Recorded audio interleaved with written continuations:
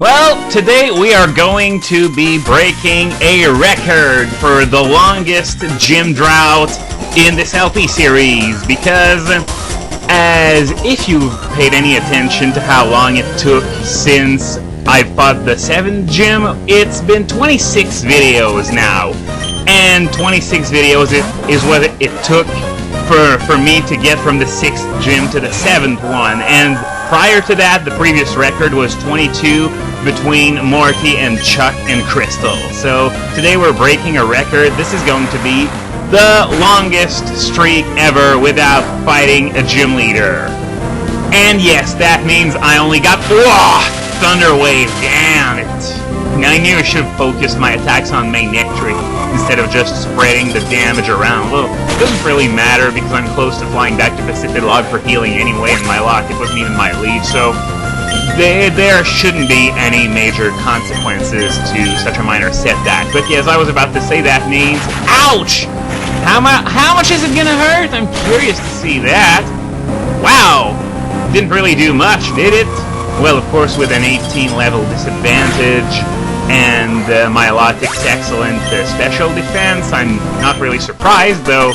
Manectric is supposed to hit rather hard. It's not a very good Pokemon, but still, it's supposed to hit rather hard, so I'm a bit surprised that it didn't do more than that.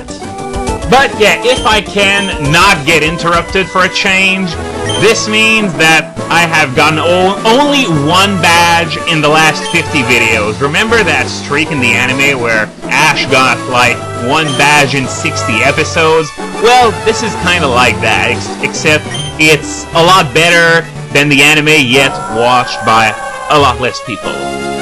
Yeah, I'm really being modest about this, am I? But no, I'm just kidding. I know that, well, I know the anime is crap. I'm not gonna argue against that, but I'm not going to say that my LPs are that it's all that in a bag of chips, so you can just forget I said that. So, anyway, we've seen in Koro that one of the leading themes in Black and White is going to be nature versus technology. We've seen that N's purpose, the character, and that is to separate people and Pokemon. And as such, I got reminded of that one old man on Route 110, if you remember, the one near the cycling road. And this guy says that there's one road for Pokemon, the lower grassy road, and one road for people, the cycling road. Perhaps that is right and fair. So I don't know why I was thinking of that NPC, but it goes to show that they've thought of that theme before, even if it's for something as unimportant as a random NPC dialogue.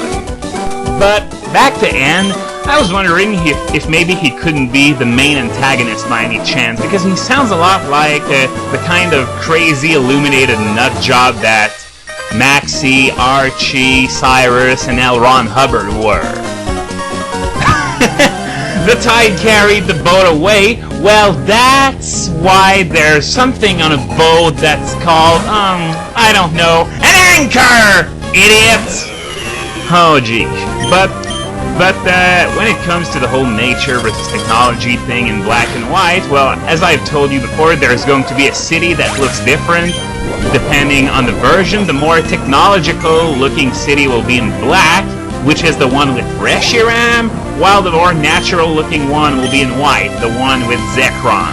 Which means that there is really something fishy about the whole inversion thing, you know, where the black Pokemon is in white and the white one is in black. So I am really dying to know where they're going with this. Only 2 months and we'll find out. Only 2 long, grueling, never-ending months. Maybe I should stop because I'm discouraging myself now. And I believe this island is the last on this little expedition. So, yeah, as you can see, there's some calm water at the left of the screen, and this is the area that leads straight to Slateport. So, okay, so now we got a star piece, so I can head back to Pacifidlog to heal myself up, especially since I got that Milotic that's still paralyzed, and might want to be interested in using it at some point because it's still lagging behind in terms of levels, but I think one place where I could use it and not suffer would be the Sky Pillar. There are loads of clay dolls in there, and those are really freaking annoying, trust me from previous playthroughs. So now I'm just going to deposit some junk. No, not this PC, the other one. Okay, so it's not the pocket that I want, and I can deposit those hearts. Well, come on. I want to deposit the heart scales. Thank you very much. Carbos, iron, and there's also those proteins. There's, oh yeah, there's that HP back up there, and the others, I'm going to keep them in my bag for now because I'm going to trade the shards in for stones at the guy on Route 124, and there are those things like pearls and star pieces which can be sold for money.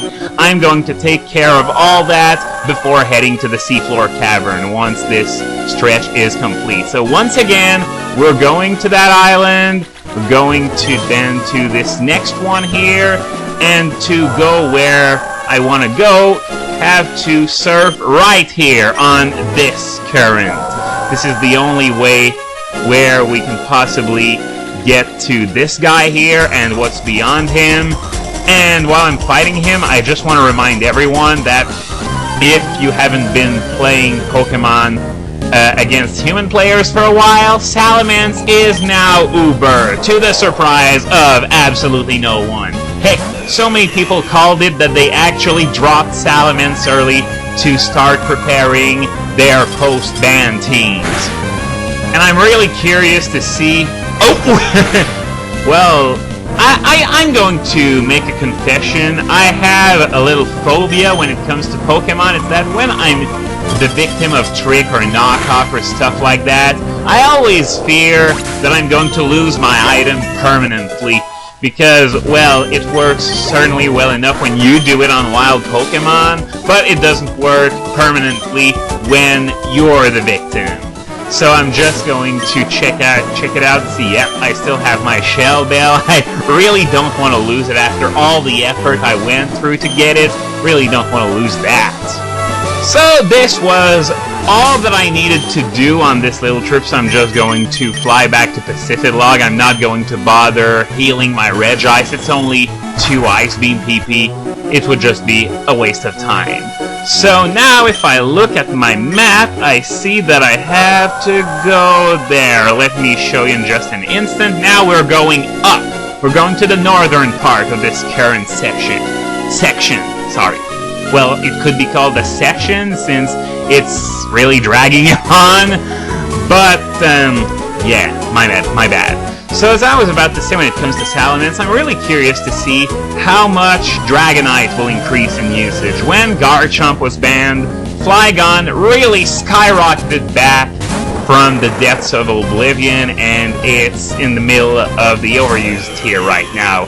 And right now, that's where Dragonite stands, but Salamence is such a great Pokemon that Dragonite really doesn't compare. So I'm expecting a small boost, but not too much.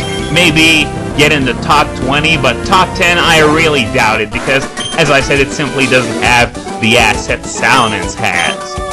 But there is one annoyance that will come out of this ban, just like what happened when Garchomp was banned. People that don't understand why Salamence is now Uber, and they're just going to say, Salamence shouldn't be Uber! My Blastoise kills it in one shot with Ice Beam!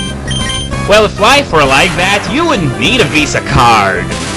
Because that Blastoise could probably beat a Rayquaza with the same Ice Beam, and who would die to anyone's Stone Edge, but you don't see anyone suggesting that they shouldn't be Uber. And here we got an item, and if I continue, I should end up on this island. So, guess there's only one way to find out, and... Oh, no! This wasn't where I wanted to go! I completely fucked it up! Again! Super! So now I'm going to end up here, so I'm just going to stop here for now, and I'm going to contemplate what I should do from here on in.